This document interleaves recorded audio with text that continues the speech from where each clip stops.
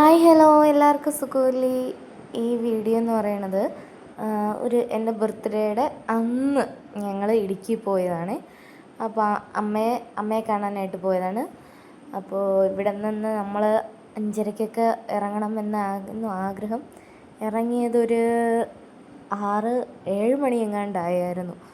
അപ്പോൾ പോയ സമയത്ത് ഇടയ്ക്കുള്ള വീഡിയോസൊന്നും എടുക്കാൻ പറ്റിയില്ല. കാരണം ഞാൻ എന്ത് ചെയ്യും, ഇടയ്ക്കങ്ങ് മറന്നു. ഈ ട്രാവലിൻ്റെ ഇടയിലുള്ള ഈ വീഡിയോസ് എടുക്കാൻ ഞാൻ മറന്നു.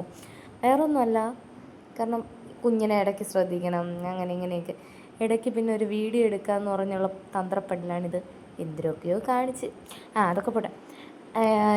എൻ്റെ ബർത്ത്ഡേ August 29 ആയിരുന്നു. അപ്പോൾ August 29 തന്നെ നമ്മളിവിടെ നിന്ന് തിരിച്ചായിരുന്നേ. കാരണം നമുക്കവിടെ രാവിലെ തിരിച്ചാൽ അറ്റ്ലീസ്റ്റ് ഒരു 12 മണിക്കെങ്കിലും നമ്മളവിടെ എത്തും. പോയ സമയത്ത് അറ്റ്ലീസ്റ്റ് നല്ല മഞ്ഞുണ്ടായിരുന്നു, നല്ല ക്ലൈമറ്റ് തന്നെയായിരുന്നു. ഇടയ്ക്ക് മഴയുണ്ടായിരുന്നു. നല്ല മഴയെന്ന് പറഞ്ഞാൽ നല്ല മഴ മീൻസ് നമ്മുടെ ഈ മഞ്ഞായിട്ടുള്ളൊരു മഴയില്ലേ, ആ ഒരു ക്ലൈമറ്റായിരുന്നു. എനിക്ക് ഹൈ റേഞ്ച് കയറുന്ന ടൈം നല്ല പേടിയായി. കാരണം നല്ല വളവാണ് അങ്ങോട്ടും ഇങ്ങോട്ടും. ഒരു വളവ് കഴിയുമ്പോൾ അടുത്ത വളവ്. പിന്നെ ഇടയ്ക്ക് അവിടെ ഒരിടത്ത് ഇറങ്ങി ഫോട്ടോസ് എടുക്കാമെന്നൊക്കെ വിചാരിച്ചു. പക്ഷെ നോക്കിയപ്പോൾ കുഴപ്പമില്ല. പിന്നെ അവിടെ പോണ വഴിക്ക് ഒരു വെള്ളച്ചാട്ടമായിരുന്നേ.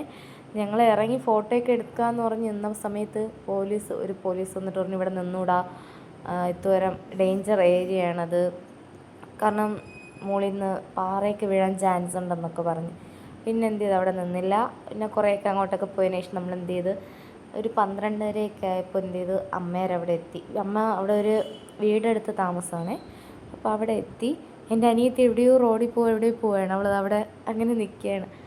അമ്മ എന്ത് ചെയ്ത്, ഓടി നിന്ന് ആദ്യം പിള്ളയെ നോക്കുകയാണ്. അവിടെ നോക്കുകയാണ് അമ്മയെ മനസ്സിലാവുമെന്ന്. അമ്മ അതുകൊണ്ട് മൈൻഡ് ചെയ്യുന്നില്ല ഫസ്റ്റ്. പിന്നെ എന്ത് ചെയ്തു, കാറ് നമുക്ക് പുറത്തിടാനേ പറ്റൂ, അകത്തോട്ട് നമുക്ക് എന്ത് ചെയ്യാൻ പറ്റത്തില്ല, കയറ്റാൻ പറ്റത്തില്ല. ഫസ്റ്റ് തന്നെ എന്ത് ചെയ്തു, പിന്നെ അങ്ങ് കൊഞ്ചലായി, കളിയായി. പിന്നെ നമ്മൾ എന്ത് ചെയ്തു, ഒരു നൈറ്റ് അവിടെ ഒരു സിനിമയ്ക്ക് പോകാമെന്ന് പറഞ്ഞ് ഇറങ്ങിയതാണ്. സത്യം പറഞ്ഞാൽ മോനെ കൊണ്ടുപോകണ്ട എന്നൊരു അഭിപ്രായമായിരുന്നു. പക്ഷെ ചേട്ടനാണെങ്കിൽ അവൻ എവിടെ പോയാലും കൊണ്ടുപോകണം. അതിൻ്റെ ഒരു ആഫ്റ്റർ എഫക്റ്റാണ് കാണുന്നത്. നമ്മൾ ഒരു ഹൃദയപൂർവ്വം സിനിമയാണ് അവിടെ കാണാൻ പോയത്. സിനിമയുടെ പകുതിയായപ്പോൾ ആളുടെ ഗുണമൊക്കെ മാറി, ഭയങ്കര കരച്ചിൽ. പിന്നെ നമ്മൾ എന്ത് ചെയ്തു, വെളിയിലൊക്കെ ഇറങ്ങി തിരിഞ്ഞ് നടപ്പായി. നമുക്കവിടെ ലോക്ക് തീർന്നാലേ നമുക്ക് എന്ത് ചെയ്യാൻ പറ്റൂ, പുറത്തു പോകാൻ പറ്റും.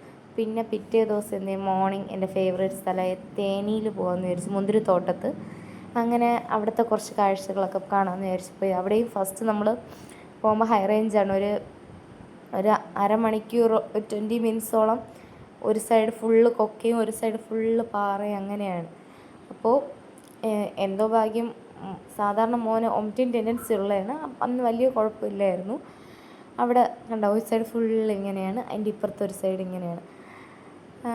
പോണ വഴിക്ക് ഒരുപാട് കുരങ്ങന്മാർ അങ്ങനെ ഇങ്ങനെയൊക്കെ ഉണ്ടായിരുന്നു.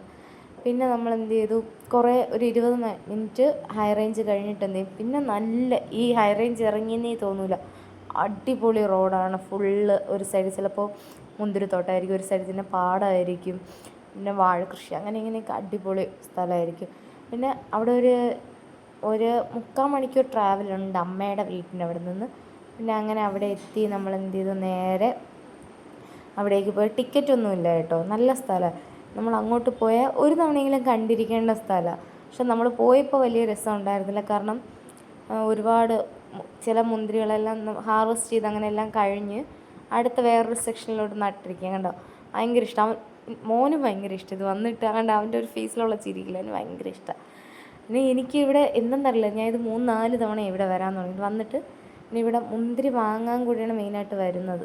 നല്ല ലാഭമാണ്. ഒരു ബോക്സ് തന്നെ 200 സംതിങ് എന്തേ ഉള്ളൂ, 5 കിലോ. അപ്പോൾ അത് നല്ല ലാഭമാണ്. നമ്മൾ നാട്ടിൽ കൊണ്ടുവന്ന് അങ്ങനെ എല്ലാവർക്കും കൊടുക്കും.